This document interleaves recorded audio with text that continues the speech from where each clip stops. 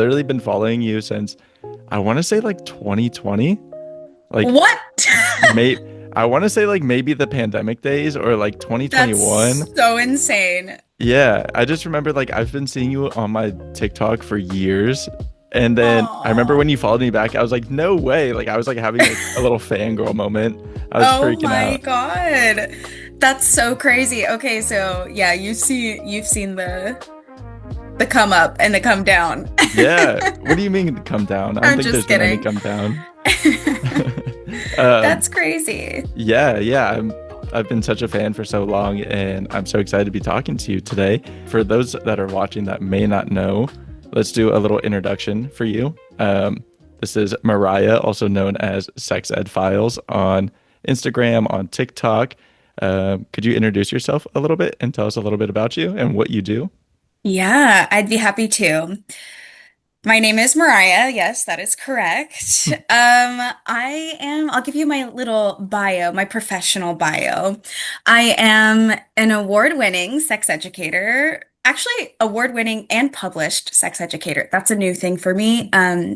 I'm still getting used to that title, but yes, I've won a few awards for doing this, which is great. But I'm also a digital learning designer in my day job and the creator of Sex Ed Files, which is a social media based sex ed. You can think of it that way. But my background is in direct instruction and curriculum development. So teaching in the classroom. I'm the person who would go into different schools. Some kids called me the condom lady or the sex lady. They'd be like, the condom lady's back this year. And I would teach the sex ed courses at a bunch of different schools every year. So that's where I got my start. So a lot of what I do kind of comes back to that. But right now, I'm mainly doing digital curriculum development. I work at a Planned Parenthood affiliate, so that yeah, it's all kind of connected. It overlaps, like my social media stuff, what I do in my day job, my background, all of it comes back to sex ed. Yeah, that's amazing. And congratulations on the awards and the Thank publication. you. That's Thank incredible. you. How did you get into sex ed? And like you've obviously been doing it for years. What got you into it? What was the point where you were like, I want to make this my thing? What's the Yeah. background? I mean, it's a a long story in a way because there have been different iterations and different eras of this work for me, but I think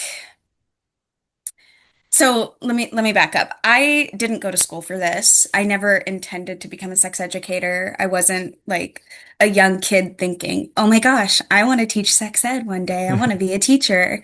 That wasn't my I didn't think that was my calling. But I did grow up in a very religious household. I have a background in like evangelical Christianity. That Okay. was the environment I grew up in. I'm not an evangelical Christian anymore, but I was for a very long time, which means I did not get sex ed. This stuff was not talked about ever, which has a lot to do with where I am now, why I do this work. So, yeah, I went to like a Christian college, never had a real sex ed class. I think in high school, we had like a guest educator and they showed us images of STDs. They just showed like on the white, not the whiteboard, what is it called? You know, the old thing. I don't know. You're so much younger than The me. like little projector cart? Yes, thank you. Yeah. Hey, I had those. I had those. Okay, all right, all right. The projector cart things, they put pictures of STDs, but specifically genitals of people who had STDs, Oh like who wow. had an infection for a long time. And I mean, you could look them up on the internet. Basically, they just stole them from Google. So that was my sex ed. And so no sex ed, really. Right. At home, didn't have these conversations. When I was in college, even though I went to a Christian school, I started deconstructing my everything I believed, which was a very narrow brand of Christianity, I will say. I know that there are different types. There's more openness for some people. I don't know. But I think I started to think more about these things. Gosh, I'm so sorry. This is long. No, I feel like I'm rambling. no, not at all. Keep going. Okay, all right. So just started to think about the lack of knowledge I had, coupled with the experiences of content warning, trigger warning. I don't know. What do you say on a podcast? I don't Trigger know. warning? Yeah, whatever warning is Um, appropriate. yeah, okay, great.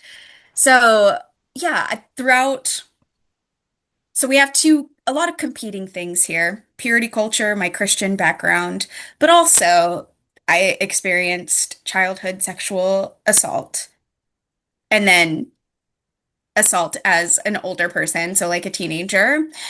So I had that with this experience of like, if you do it, you're going to hell. And if you do it, God's not gonna see you as a pure person. So this idea of purity culture.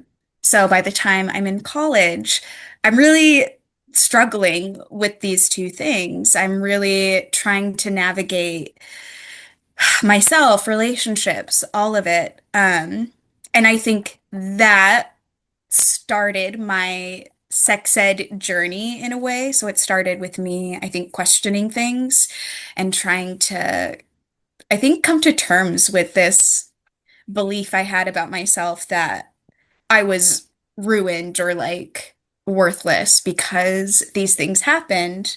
But throughout my childhood, I was told that I don't know, like you wouldn't be good enough. So, all of that to say, Yeah. that got me into sex ed. That like started my interest, special interest. Um, yeah.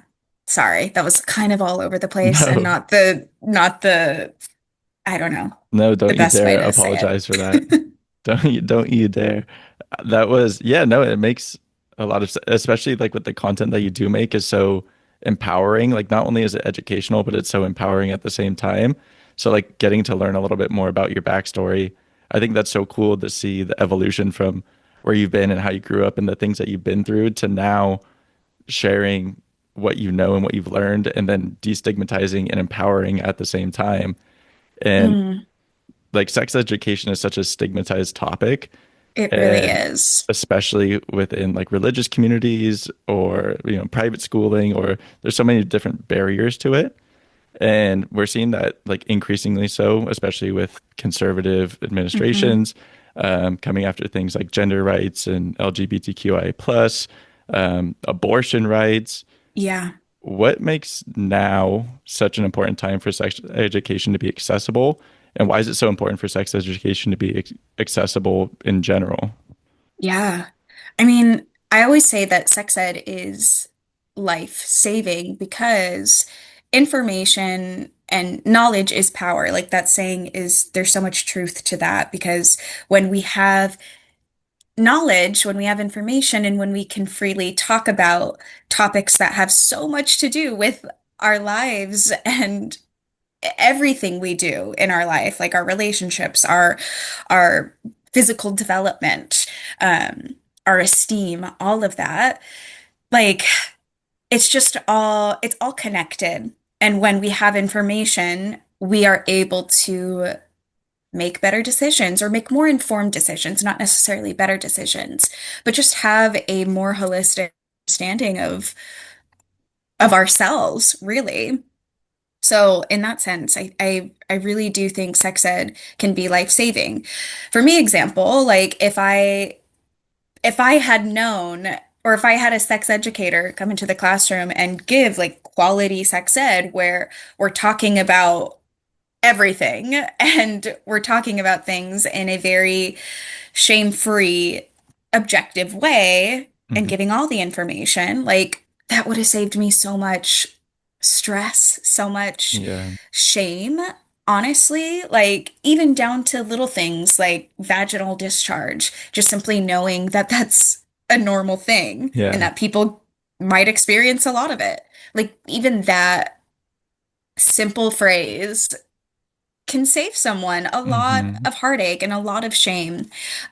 So in that sense, I just think that no matter what, sex ed is it's necessary because it impacts us at all stages of life.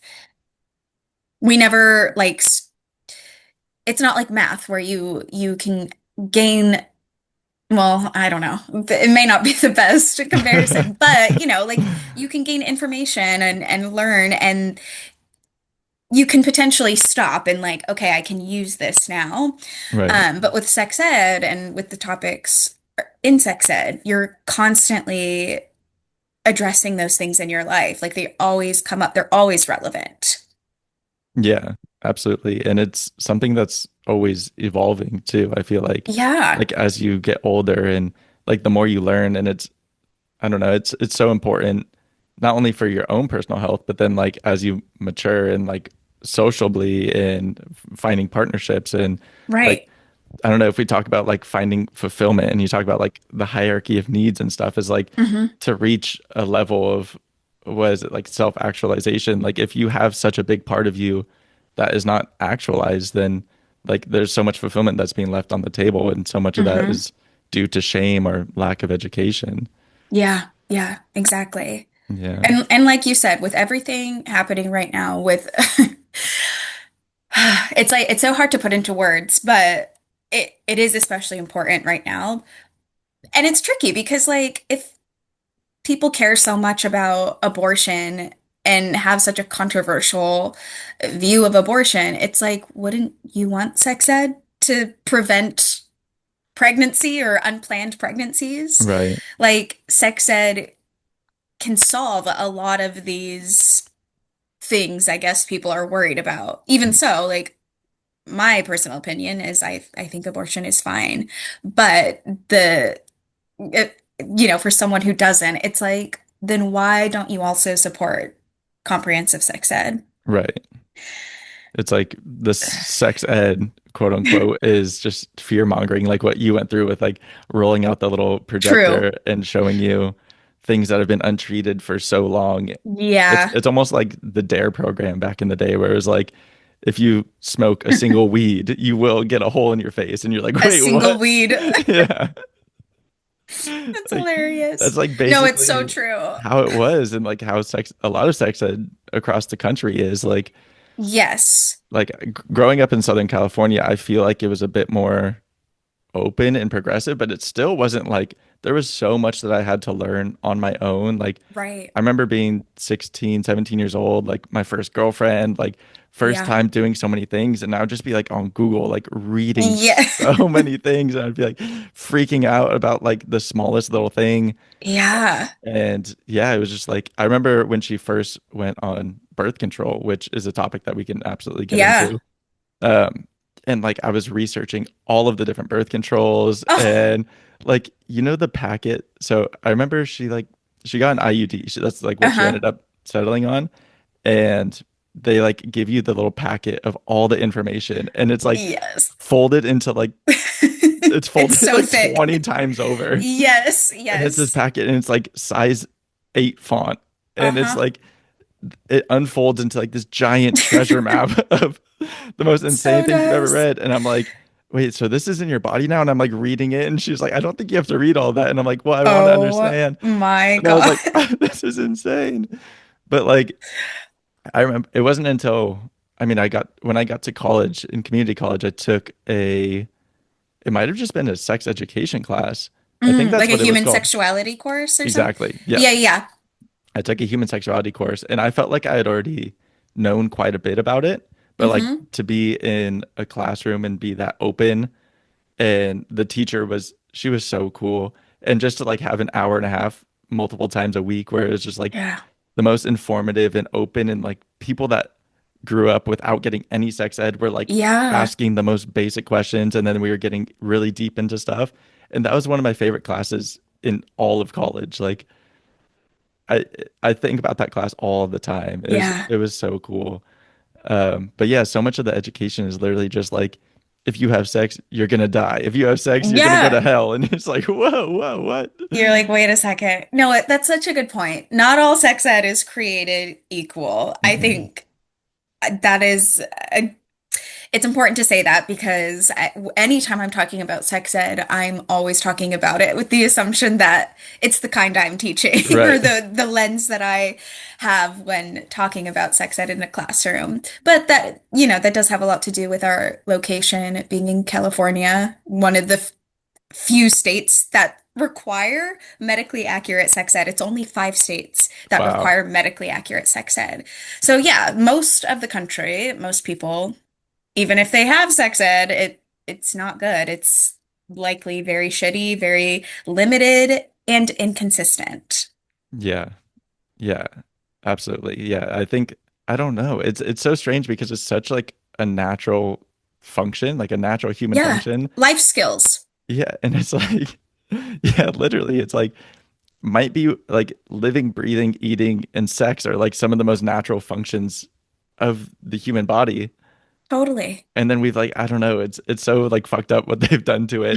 Like I'm like, They what did we do? sexualized sex ed. Yes. I'm like, what did we do to sex? Like it's supposed to be this like beautiful function that we do, and it's become so like bastardized.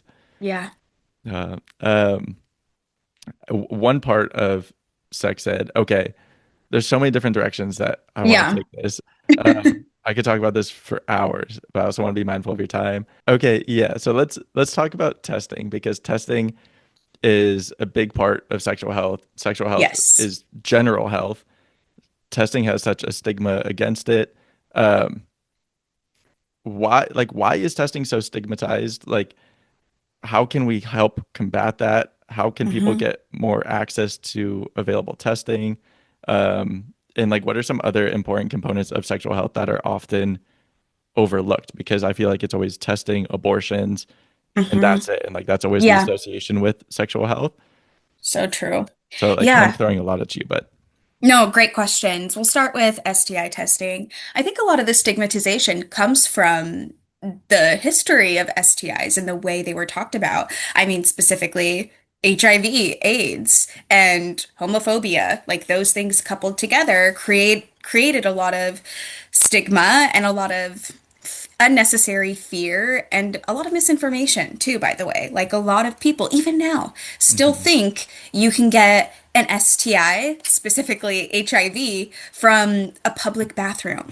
People think, like, people literally think that, or they think if they go to a public pool, they're gonna get an STI. And a Mhm. lot of that misinformation, it stems from all these rumors people make up because they're so scared of gay people or whatever. So it comes from that background and also this like moral panic about sex in general. Like people think, oh, if you have an STI, that means you're a whore, you're a slut, you're a Mhm. prostitute, you're this, you're that, you've had a lot of sex.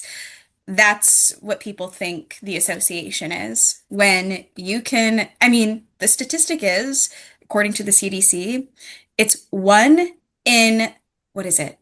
1 in 2 sexually active people between the ages of 18 to 25 get an STI every year. 1 in 2. That is like everyone. I mean, it's so many. I mean, between the two of us, one of Right. us has an STI, or one Not of us it. had one.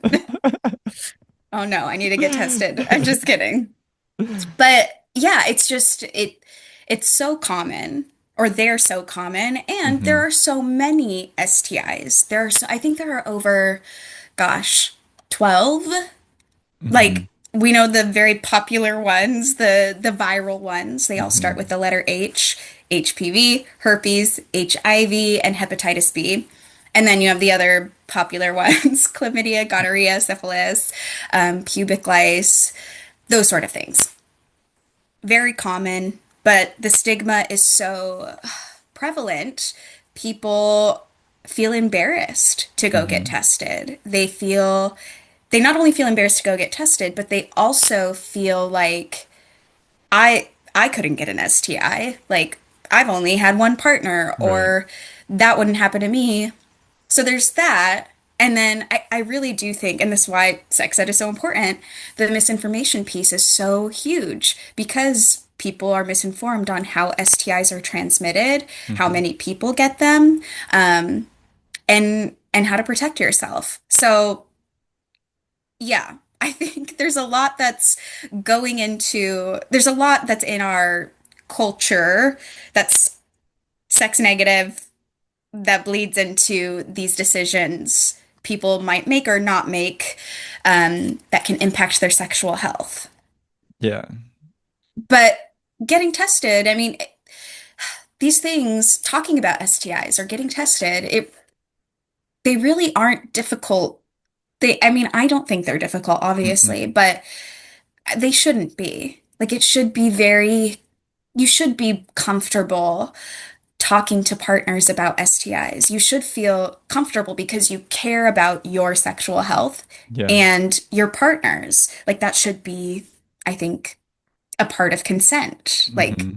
because you can't make informed decisions if you don't have these conversations. So, yeah, and then the actual process of getting tested, it's not it's not that difficult either for the most Hmm. part. There are so many places you can get tested. Planned Parenthood is one of them where you can get tested for a lot of different STIs, typically a very affordable rate. I mean, things are changing because of the defund Planned Parenthood thing, which is currently impacting so many health centers.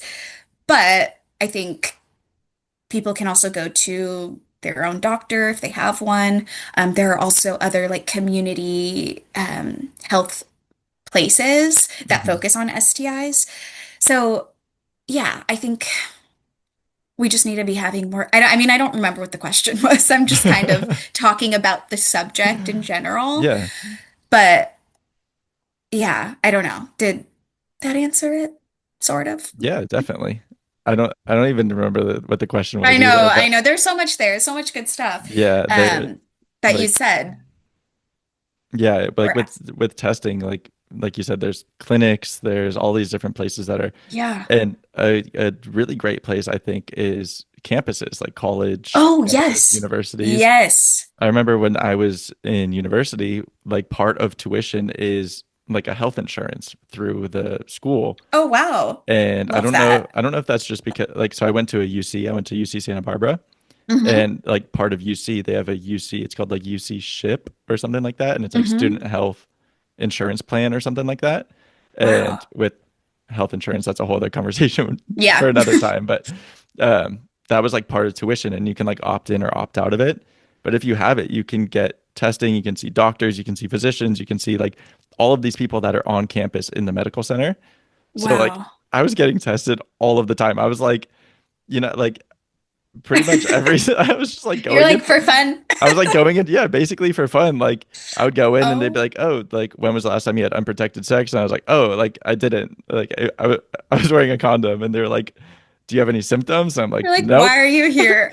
I was like, "I wore a condom, no symptoms, but like you never know." And they were just like, "Okay, dude, I guess." And I was like, "I'm using this health insurance." Like They're like, hey, Spencer, the usual today. yeah. I was like, "Yep, we're doing urine and blood." They're like, "Why? Why?" But like, I feel like part of that was destigmatizing it within myself, but then like Yeah. amongst my friends and everything, like, because even in college, people were like, "Oh, like I don't need to get tested." And I'm like, Mhm. "Dude, I get tested like all of the time," and they're like, "Really?" Yeah. I'm like, "Yeah, just go down to the health center." So it's like my strange way of doing like my part. I don't Your know. inner work. Yeah, but I was like, I felt like it was doing something for me because up till that point, up until college, I had like never been tested, Yeah. and like I had very few partners up until that point, but like still, and and then so now I'm like, okay, like after every sexual partner, get tested, Yeah. and yeah, the going back to what you mentioned about the Planned Parenthood and the defunding and everything. Oh my God. The last time I went and got tested there, like they had the people outside with the signs, and I was like, hey guys, like I'm getting an abortion, and like it's just like shouldn't be joking about that, but like, Oh my God. That's so funny though. but yeah, no, they're crazy. And then I don't know if you ever saw I posted a silly video about Planned Parenthood, and I was like, guys, I just left Planned Parenthood, and they're Oh like yes, I left-wing reposted radicals. it. Like Oh my they gosh. injected me with trans blood and all this stuff. But like people believe Oh, that shit too. no, Like they do. uh It's, I mean, the stereotype that like conservatives or very right-wing people are stupid is unfortunately very accurate. I don't know why. Look, read a book, read a uh, book. any book, please. Like start with Charlotte's Please. Web or something. Like Yes, yeah. honestly. Um, and you brought up the consent aspect of Yes. communicating, testing and everything like that. And I feel like that's also another thing where people are like, oh, it's so awkward to ask if you've been Hmm. tested or whatever. And it's like, it really isn't. Like, Yeah. if like you're progressing sexually, like even in the heat of the moment, just to be like, hey, have you been tested? And if they're like, Yeah. no, and you're like, okay, I'm gonna wear a condom. Like it's like literally Yes. that simple. Like it Exactly. can be a 2 second conversation, 2 sentence conversation. And Yeah. yeah, like I don't know, the communication around it is really not that difficult, but it's such a crucial aspect of it. Hmm. Yeah. In that sense, I love to think about consent as a practice versus like a a contract or like a thing you do, like a checklist. Because a lot of people see consent that way. They're like, okay, Hmm. consent, top of the checklist. You have to get consent and then you can have sex. But that strips it of all that goes into it, which is communication. So Hmm. seeing consent as a practice, then you're seeing it as I am intentionally respecting my partner's body, which means I need to check in. Hmm. Like I am seeing them as a person and this is a continuous thing. Like I'm Right. going to communicate in an ongoing way, which doesn't mean you have to talk the whole time, but you have to be, present. You have Right. to be aware, listening, paying attention to body language. All of that is communication and is part of this practice of consent, which means the STI conversation or just simply checking in about safer sex practices. That's a part of it too. And I also want to say, because you had said it doesn't have to be awkward. It really, really doesn't.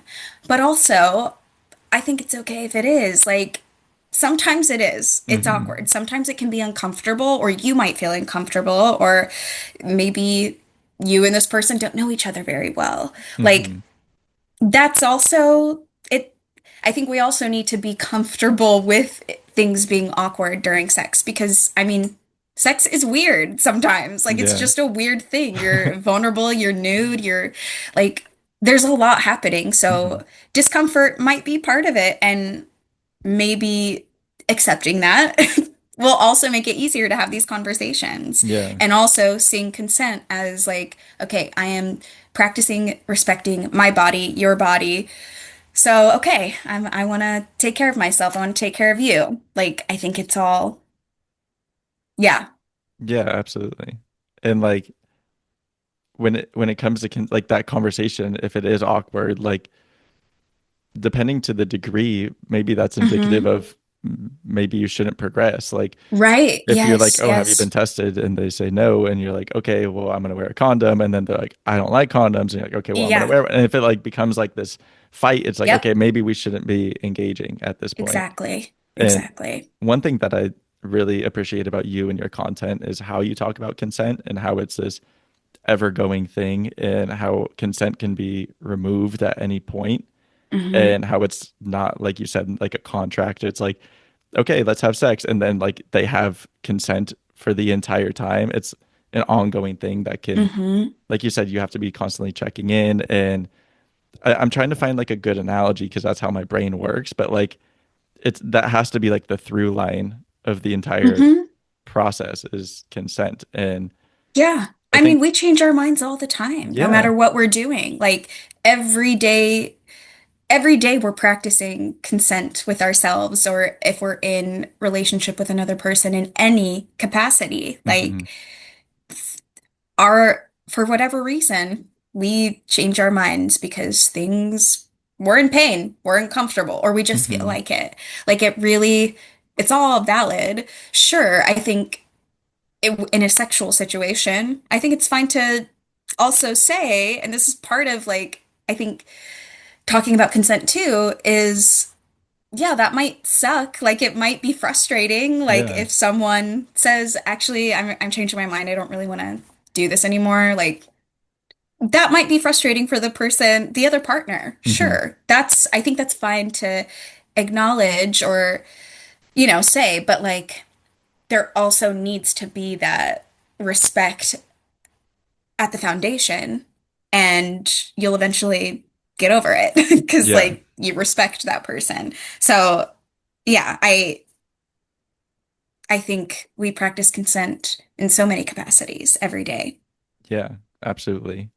Like, and the respect should supersede the frustration. Like, if there is frustration, Exactly. because it could be like, if you're aroused or excited or whatever, and it's like, oh man, like we're not gonna have sex. Like, Yep, I could see how that could be disappointing or for frustrating. But sure. if the respect or if the frustration or someone being upset is like the main thing, it's like, okay, maybe I shouldn't have been Hmm. engaging with this person in the first Exactly. place. And I guess the analogy that I thought of was like sometimes like you have an idea of what you want to wear for the day, and then Yes. you put on the outfit like a pair of pants, and you're like, oh, it just like feels weird. Yes. And then you're like, Yes. okay, I'm gonna change. Like I feel like that can relate to sex, where you're like, yeah, I want to have sex, and then you start, and you're like, I don't feel good. I don't feel Yeah. this, and it's like, okay, then let's stop. Yeah. Yeah. Exactly. Or if you and all your friends all decided to go to school wearing jeans and you put them on and you're like, but you just said, that's fine too. Hmm. You can I'm bringing like another person into this Yeah. analogy. Is it an analogy or I don't even know. A But metaphor yeah, analogy. Yeah. whatever. I'm not an English major. Yeah, there's a really great consent educator that I learned so much from, and I get a lot of like the way that I talk about consent now. Really stems from her education. So I always like to shout her out. Her name is Sarah, and her account is the Comprehensive Consent. Hmm. Comprehensive Consent. I think that's her website too. Such great information and um, just these like daily scenarios in which we practice consent, how to talk about it. It's great. Yeah, that's amazing. I remember Yeah. in my going back to that human sexuality class that I mentioned, Yeah. she had, I want to say it was five C's, and I can't remember the last two, but it was consent, Ooh. communication, contraceptive. And I don't know what the last two were. Maybe it was just three C's, but it was like most of like that was the three things that she like really pushed were communication, consent, Ooh. and contraceptive. And like we would constantly talk about that. Yeah. And like I that love always stuck that. with me. I thought it was so cool. I love what is it? Alliteration? Or a Yeah. acronym. Yeah. I Yeah. love an acronym. Yeah. It makes it easy to remember. And also, that's a very, like, I mean, those are the things you should be thinking about. Hmm. Absolutely. Part of sex education is like being able to actually talk about things, and the mediums in which you do it. A big part of that is through social media, Yeah. but a lot of that goes against like community guidelines or terms of service, and you have to be really careful with the things that you say, or you might end up on Fox News. Literally, yes. um, what are the barriers and challenges that you face, whether it is through social media or through like some form of bureaucracy, or like what are these things that you run into when you're just trying to educate people? Gosh. I mean, this is very relevant right now because I'm experiencing a lot of censorship. And I know, I get it. People say they're shadow banned and they're not really, they just suck. Whatever. Look, Not you, not you. no. But I'm not the only person who talks about sex ed or sexual health online experiencing this. So that leads me to believe this is an issue. I mean, it is an issue. There's also research to back this up. But and gosh, there's so much I can say about this, but yeah, there are a lot of confusing guidelines that don't necessarily take into consideration education. So that's where we run into things like there can be nude people on live, but a video of me talking about sexual health gets removed or suppressed. Hmm. So it is an ongoing daily thing. And what's frustrating is that social media or like sex ed on social media can be a primary access point for a lot of people to get this information, especially for people who didn't get sex ed, especially younger people or people from marginalized communities, because school-based sex ed is inconsistent or non-existent. Hmm. This is where people go. I mean, like even when I was a younger person, I used to go to Tumblr. I didn't get the same sort of education. I just saw girls kissing girls or whatever. Hmm. But social media is still this place where seek accurate information. And nowadays, social media can provide that. I mean, of course, there are downsides. There's a lot of misinformation, but people feel safer asking questions. It's more accessible. People feel like there's a sense of community. And of course, like the way people like myself talk about sexual health, it is more of a familiar way. It's more plain language, more accessible language, Hmm. like a peer-to-peer type of learning. So it's frustrating because social media fills in a lot of the gaps for a lot of people. And censorship, what it does is it not only just removes this information and makes way for a lot of misinformation, but it distorts the information. And what I mean by that is I'm forced to talk about things in a silly way. For example, like I have to use euphemisms or Hmm. emojis to communicate very normal things. Right. Like I have to say segs or master bacon instead of masturbation Yeah, or corn or or corn or spicy instead of sex. And hmm the whole like a core tenet of sex ed is using accurate language and information to reduce shame and reduce stigma. So the hmm challenge that I'm often facing, like I'm always trying to balance these two things, is my content being accessible or having reach or being accurate, like using accurate evidence-based information so that my content doesn't get removed. And even if I do, it I still face the risk that it might. hmm So there's just it's frustrating because it dilutes the clarity and it I personally don't like using euphemisms, but I feel like I'm forced to a lot of the time.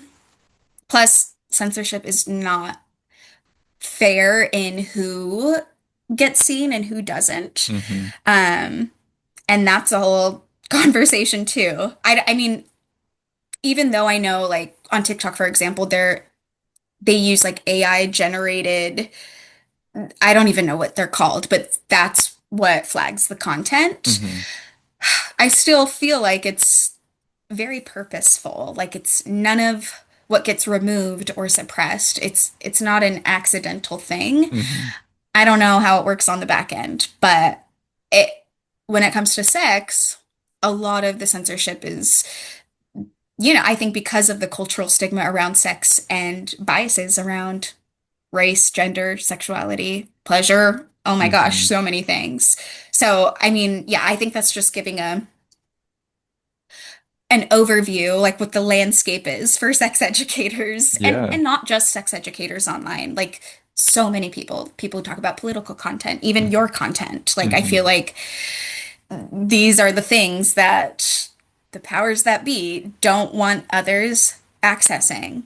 Yeah. And the problem is that the need for this information is urgent. Like hmm it remains urgent, which is why we still show up. We still try to make content, which is why I'm still Yeah. making fucking videos that get 20 likes because like the need is urgent. This, hmm even if it's 10 people who learn something, I'm okay with that. Yeah. I mean, I think there's also so much ego involved in that because hmm you I mean, that's a whole thing. Like there's a certain high you get when like a lot of people can engage with your content. There's so much Yeah. validation that comes from that. But still, I think at the end of the day, like I want people to learn. That's why I do this. Mhm. And censorship, especially right now, is making it extremely difficult. It's so frustrating. Like, I can't even put into words how annoying it is. Yeah. Ugh, Yeah. I hate using emojis for words that like I just want to say. Yeah. No, absolutely. And like it's so real depending like on the content, like you said, like political, like I that's Yeah. not particularly like my brand, but a lot of what I Right. talk about is like things that I care about and trying to Yes. advocate for. Um and like sometimes I'll just like toy with the algorithm to like I have this bad tendency. I don't know if bad is the right word, but like every time I go viral for something, I immediately am like, okay, what? Now I have to advocate even harder. So then like I'll have a video that gets like hundreds of thousands of views and Yep. then the next three get like 200 because Yeah. the Yeah. next three I'm like trans lives, like Yes. trans rights are human rights and like Gaza and Palestine, like all of these things. I start like throwing out all of the words that like are Yep. big no-nos on social media. Uh-huh. And I'm like, I can never like keep the momentum of like hit after hit after hit because like Yeah. as soon as I'm getting eyeballs, I'm like, okay, well, like we got to bring attention Time to to, this. Yeah. yes. Yeah. And so like literally within this past week, I'm like struggling to even get, I don't know, 1,000 views on a video. Yeah. And Yeah. What is like, going on this week? No, I don't, literally. yeah. And like, I don't know about for you, but like a lot of January, most of February, like after TikTok got bought out, like I was Hmm. struggling to get views. And like Yeah. it does take a hit to your ego, especially when you're used to reaching broad audiences. Like when you have a Hmm. video that gets like tens of thousands of likes, hundreds of Yeah. thousands of views, and then you get one that has like 20 likes, you're like, wait, what the hell? Like, Yeah. but if I don't, if you needed any reassurance, like your content, I've never seen a video and been like, what the hell? Like the content has never wavered. It's definitely like the algorithms. Like Yes, I anytime I feel see the a same video, way. yeah. Yeah. It is. And like, what's the solution? Like, what do we, there's not a lot of like alternative places we can go Hmm. to share information like this in the same format, in the same accessible way. Yeah. Ugh. And the internet is such like a crazy place, especially like about sex and porn and like we have this whole rise of I made a video about like rape culture in the Yes, Olympics yeah. and I was Hmm. surprised that that got any reach because I Yeah. used the term rape culture like several times in the same Yes. video and like people were so upset that I was like using the term rape culture because they're like that's not rape like if you masturbate to someone online like that's not rape. I'm like well, it's still Mm, sexual assault. Like, so then I made yeah. a follow-up video like describing what rape culture is, and of course that didn't get nearly as Right. many views. And but like we do see on the internet like this crazy like the goon bait and the porn, Oh like my everyone's God. like so Yeah. porn crazed, and it's like masturbation is like a very normal thing that has like evolved into something else, and it's like the incel world, and like Oh my I feel gosh. like That's it's a so whole episode. divided. Yeah, and like and then we're getting like the Puritan culture coming in and being like, all porn is bad porn, all Yeah. masturbation is bad masturbation. And Yep. it's like so such a crazy wild west. And like maybe we can do a whole other episode on Yeah. A incels porn and internet episode. and porn culture. Yeah. I would love, yeah, part two. Go to part two. No. Yeah. Yeah. Um, there That's a wasn't whole really a question deep there, but fakes. I mean, gosh, there's so much to discuss, especially with the rise of AI. Like, mhm. oh my gosh, things are getting very dark and scary. Yeah. And yeah, there, I think with the internet in general, these topics aside, nuance is always lost. And with porn, there's a lot of nuance, and people have a hard time talking about them Yeah. candidly. I have a couple. We can do these kind of like rapid Yeah, fire-ish, I love guess, it. for the last few minutes here. Um, what is a sex-related statistic that you found shocking that you wish more people would know? Oh my gosh. I feel like I said it during this episode. The STI one, the like one and two sexually Hmm. active young people get an STI by the time they're 25. When I was first getting trained to teach sex ed, I always thought that was shocking. Anytime I tell students this, they're always shocked. Um, so yeah, I think that's shocking. And also I can't remember a lot of statistics in my brain right now, so I'm like, that's the one I Yeah, guess. kind of put you on the spot there. Yeah, no, it's all Uh, good. yeah, and I feel inclined to say that like the vast majority of STDs and STIs are treatable or Yes. curable. Like all, Exactly. I Exactly. correct me if I'm wrong, but all STIs are All of curable. them. All of them are manageable or treatable, but Hmm. though all the ones that are viral with an H, those are all treatable. Hmm. They're not curable, but treatable to the point where it's like you don't even have it. Right. And then the like chlamydias and Yeah, curable. gonorrheas are all curable. Hmm. Yeah, you're not tainted forever. You're not No. impure. You're not anything. Okay. What are some of the most frequent questions you get asked as a sex educator? Yeah, great question. I get so many am I normal questions, which makes Hmm. sense. Of course, you have an opportunity to ask anything about sex eh, anonymously. Like, of course, people are going to ask, like, is when this happens to my body, is it normal? So I get a ton of like, I would say body related, am I normal questions. So is my penis size normal? Is my vaginal discharge normal? Is my labia supposed to be pink or not? Like those sort of things. Um, and also I get a lot of any any myth that you could think of, any sex myth. Like I get questions related to that because they're so prevalent. For example, the cherry popping. I get so many questions about virginity and the cherry Mm-hmm. popping and is sex gonna hurt? Gosh, I have a whole pile of does sex hurt? Does the cherry pop? What happens? Like Hmm. so maybe that's like the one, but I think about them in body normal questions.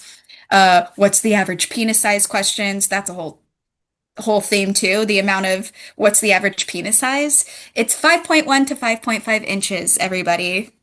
That's it. Yeah. Like, um, yeah, and just a lot of first time sex related curiosities and myths I have to address. Yeah. I remember, I don't know why, when you were talking about that, I thought of, did you ever watch Glee back in the day? Oh yeah, Do, loved Glee. do you remember when it was like she got pregnant from being in the hot tub? Oh And yes, it yep, was like, yes. if I'm remembering correctly, they didn't have sex in the hot tub, but like he No, just ejaculated in the hot tub and it I need to somehow make another video about this actually because so so good. Yeah, it like you somehow c- found its way into her. yeah, yeah. That doesn't happen, people. First of all, the chlorine is gonna like kill the sperm cell. Right. And also, once a sperm cell gets out of the body, it only survives for like a short amount of time. It has to Hmm. be, yeah, I mean, gosh. Yeah, and like the heat from the water messes with the motility and like Exactly. yeah, It's there's so just many so funny. I feel like the writers did they irreversible didn't have a damage with sex that one. educator. They didn't Yeah. have a sex educator on set, and they need to. That feels very like evangelical to me. It's like that feels very Mother Mary. Like Yep, absolutely. Absolutely. um what are some of the biggest misconceptions you hear about sex? I guess that kind of feeds into the last one of like most frequent Yeah. questions, but what are like maybe like the top three? I think a lot of the misconceptions honestly have to do with what we see in mainstream porn. So the big one is that like sex is supposed to follow a certain structure, or it's supposed to look or sound a certain way, and you're supposed to do certain things to show you're enjoying it, to Mhm. show you're excited about it. Moaning, for example. A lot of people moan, but you don't have to moan. Moaning doesn't equal I'm having the time of my life. For some, it does. Like, but why do people exaggerate their moans or feel like they have to? It's because of porn. It's because that's what is portrayed. Um, so I think, yeah, the biggest misconceptions come from that. Like, because a lot of people think, oh, I'm supposed to like this, I'm supposed to like that, I'm supposed to, okay, now I'm supposed to give head. Okay, now we do penetrative sex. Hmm. But it's like sex, there's no, you should always go into sex with zero expectations because everyone is different, preferences are different, bodies are different. And the only way you're going to know what to do is by talking about it and by figuring it out together. So, yeah, of course, there are commonly pleasurable things or experiences. Like, sure, a lot of people like penetration, but that doesn't mean that's how sex always has to go or that it's the only type of sex. Hmm. On that note, another misconception is that foreplay is just oral sex and then you do penetration. Foreplay is so much more than that. Like, and oral sex is sex. Like, Hmm. foreplay is physical and mental. It is not just, let me touch your boobs. Let me make sure you're wet. Let me give you an erection. Okay, now Yeah. go. It's, Yeah. come on now. It's like mostly mental. It is mostly mental. Yeah. Seriously. Like, oh my God. So much. I think, yeah, that's a missing piece. Like a lot of people, I don't they don't think about that the mind body connection with sex, or Hmm. they don't see that it's as important to even have sex or touch bodies. Like it's Yeah. all, yeah. Sorry, my internet like dropped a little bit and you froze in the middle Oh. of saying like the mind body connection. I don't know if you want to repeat that last part, Oh, but oh yeah. Sex is such a mind body connection, and a lot of people that that's a missing piece. It's a they don't connect the two. yeah, absolutely. Sorry about that. All good. Okay. What's one thing that you wish everyone could understand about sex? Like your final piece Oh before we God. leave this conversation. What's like your one thing where you're like, if I could tell everyone in the world that like they need to know this one thing, or I just wish that everyone would understand this about sex, what would it be? Hmm. Oh my gosh. This is such a good question, but it's so hard. I think stay curious Mm, about your own body, your own pleasure, your own needs, and stay curious about your partners.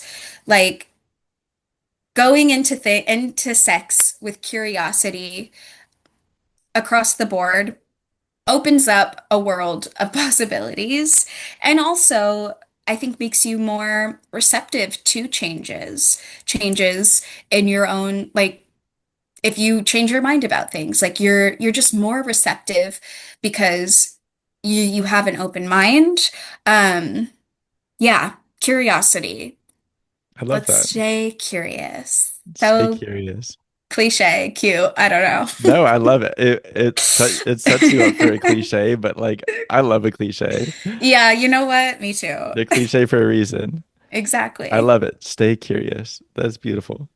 Well, thank you so much for your time. I'm sorry we went 2 minutes over, It's all good. It's all but I good. really, really appreciate you taking the time. I really appreciate our conversation. I'm such a fan of yours, and I'm so glad that we got to do this today. Yeah, me too. Thank you so much. I enjoyed this conversation so much. Thank you. Thank you. Have a great day. Oh, and for people that need to find you, Instagram, TikTok, Yep. I'll link everything in the description of this video.